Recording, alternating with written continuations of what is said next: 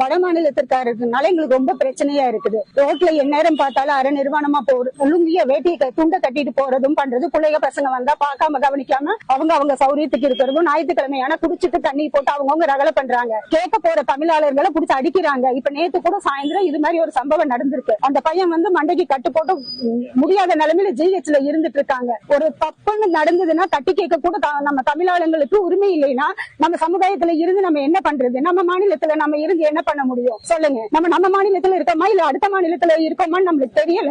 எங்களுக்கு எங்க ஏரியால இந்துக்காரங்க இல்லாத அளவுக்கு எங்களுக்கு ரெடி பண்ணி கொடுங்க. இல்லைன்னா அதுக்கான பொறுப்பை நீங்க எடுத்துக்கோங்க. போலீஸ்காரர் எழுதி வைத்துக் கொள். இந்த மகன் சத்தியத்தின் மகன் சொல்லுகிறேன்.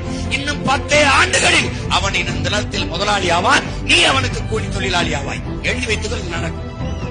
1.5 கோடி வட இந்தியன் வந்திருக்கான். 1.5 கோடி.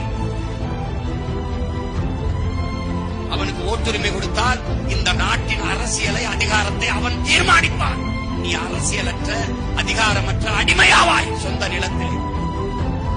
சிங்களன் எப்படி நம்மளை அடித்து விரட்டினானோ அப்படி இதே நிலத்தில் நம்மை அடித்து விரட்டுவான். நாம் நிலமற்ற அகதிகளாக ஏதில் இடம். இந்த ஒரு நிலம்தான் இமயவரை பரவி வாழ்ந்த தமிழ் பேரினத்திற்கு இருக்கிறது. இந்த ஒரே ஒரு இடம், இந்த அரை கிரவுண்ட் இடம்தான்.